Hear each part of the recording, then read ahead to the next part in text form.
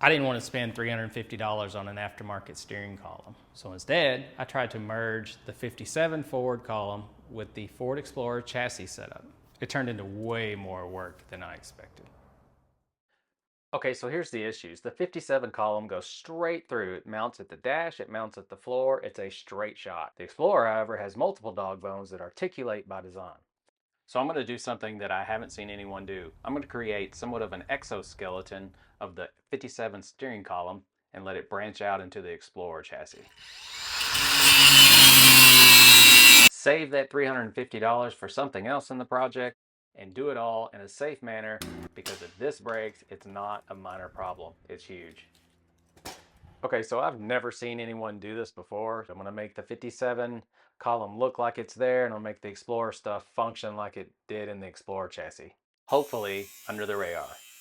We've adapted it to the components that were from the Ford Explorer, but I'm running through some issues here. The Explorer dash is meant to compress and erect. The 57 model steering shaft is basically meant to spear you in the chest. That's a joke. It's not meant to do that. It's not forgiving like that by design. It does steer fine. Under power, with the power steering pump pumping, it steers like a dream. The problem is super sketch.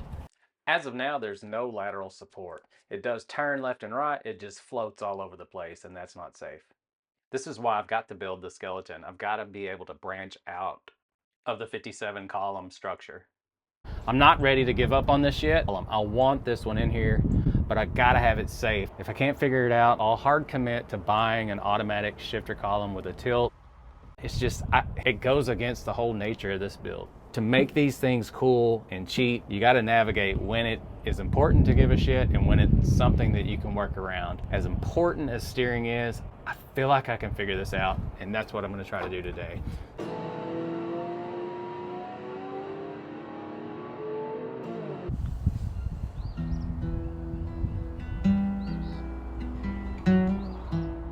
Okay, so how did we get to this point? Let's go over some things. After cutting the shaft, we had to figure out how big of a bushing we needed. Now, this wasn't your typical standard size bushing, so I had to make my own.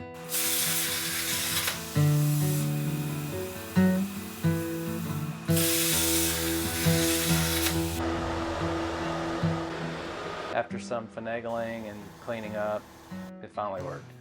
So now we're going to take the end cap into the new sub shaft.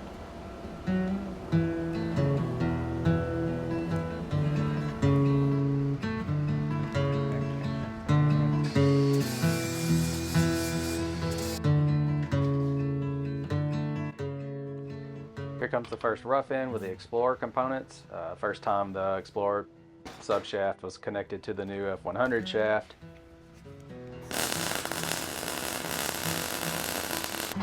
Here we're just filing the groove for the dog bone bolt. Bushing with a set screw for safety. And there you go.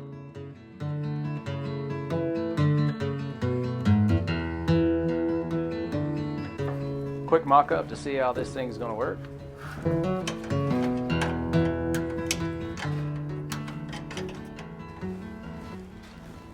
Not gonna lie, I really thought if I just connected the dots, this thing would work. So when you spend all day building something and it doesn't work out on the first time, it's easy to get disappointed and down on yourself. So I do what anybody does in that situation, just polish wheels.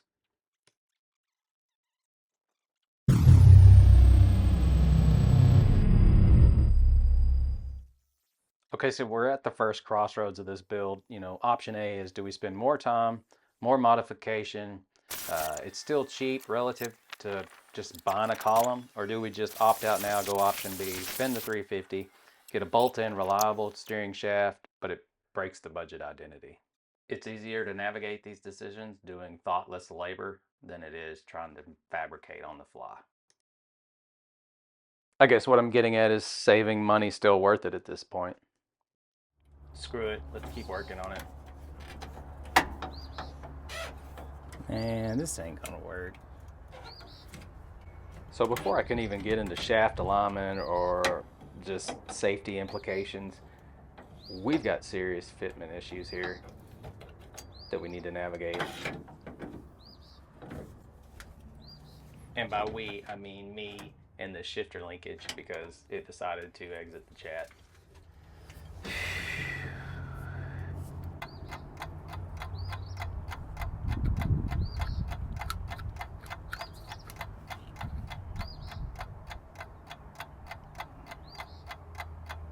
How the hell did that come out of that? And it's got to be where you can undo it and pull it out if something happens and it goes awry. Whoever awry is. Double plated on the backside. Do what you got to do to make that solid. This no longer has to have the steering shaft through it, so it doesn't have to be functional. It just has to plug the hole and create a hard surface. When we get to here, maybe I have a thicker tube that runs this path that's sectioned in the top so this can stay out of it. This was never meant to free float. You know, this was never meant to be this short and the mount here. Got a bunch of things to navigate. Sorry if I'm talking fast. I'm amped up on about 4 cups of coffee. Okay, cutting out a thicker piece of metal off the plasma table to weld to the factory lower steering column mount panel. And it's easy for you to say. This is going to be a great foundation for the lower mount of my fake 57 steering column.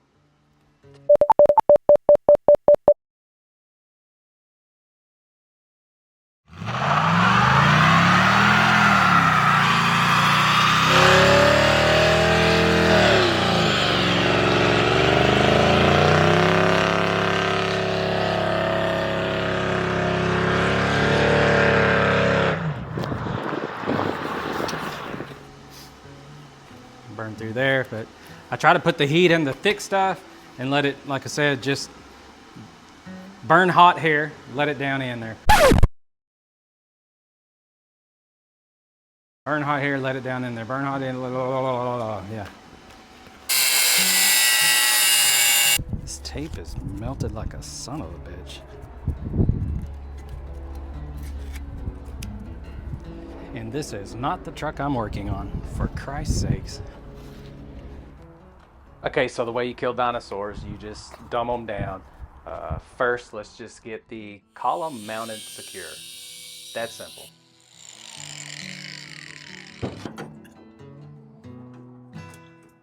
Try to make it resemble the 57 column that was there originally.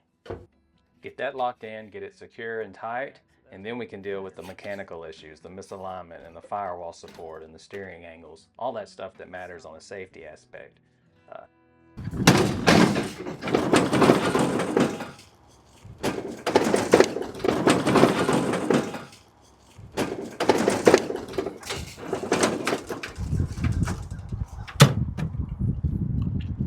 Okay, the play in there.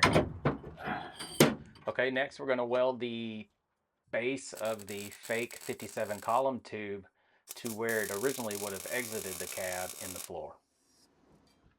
I used some bar stock steering shaft to line up the tubes, but you could use anything.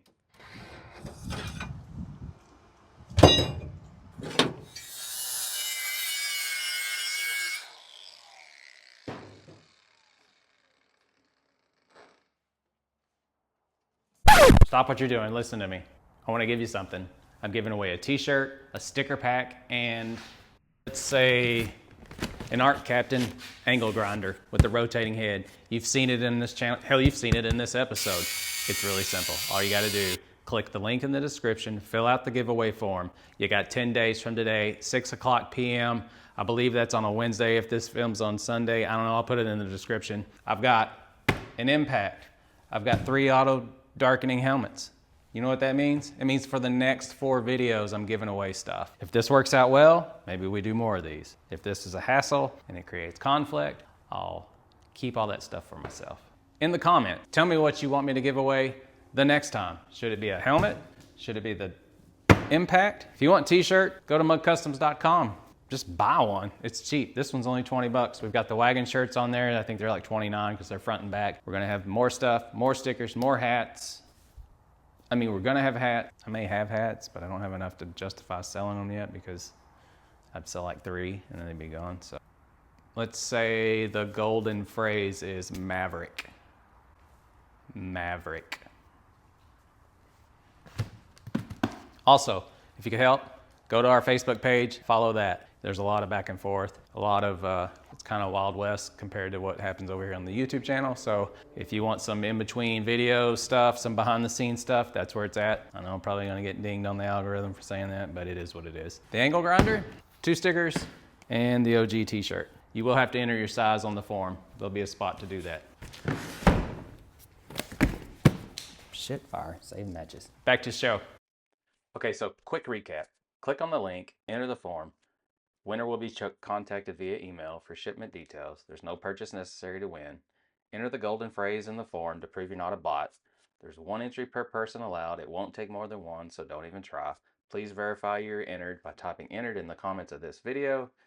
Winner will be chosen randomly, and the process will air in the next upcoming Mugg Customs video.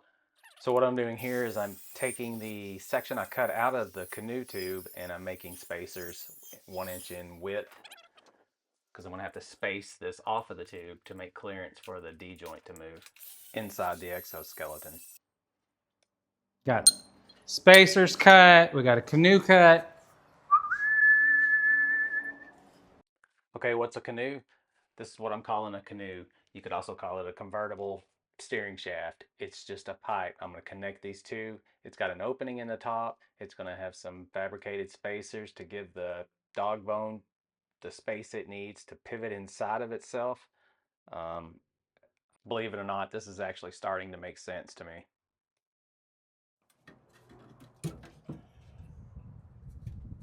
Man, that feels good. Just welding all the spacers in place inside the end of the canoe. We're going to take this inside the shop and then cut off the excess, clean it up, make it flat. Okay, from a safety standpoint, I'm drilling a hole in the shaft and I'm going to put this bushing with a set screw in it. This will guarantee that the column doesn't slide out of the new tube. So now that we've got the steering angle dialed in, there's no misalignment on the dog joints, I'm going to tack this thing in. Burn it in, get it set up, take one final look at it, and then send it.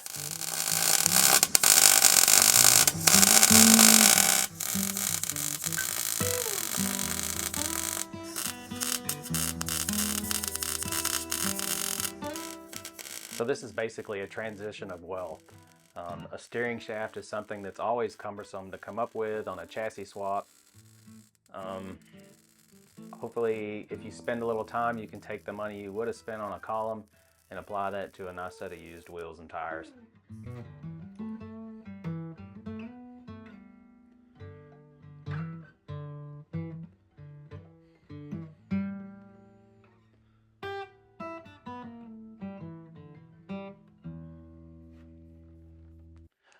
Okay, so before you kick me in the dong about not prepping this, I'm only paying this because it's supposed to rain tomorrow.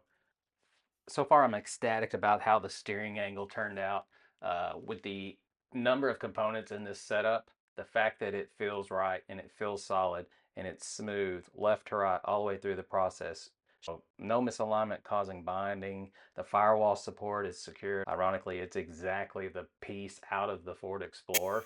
I didn't show that because we were cutting it out of the scrap pile, but I'm going to break this all down eventually. To weld it all up and make sure it's solid, I will fill up the canoe so nothing can get down in that tube. I'm really happy with it though. It's really solid. It's a good, safe steering column. And the cool part about it is it's still modular. You can still unbolt this whole assembly and pull it out of the truck if you have to.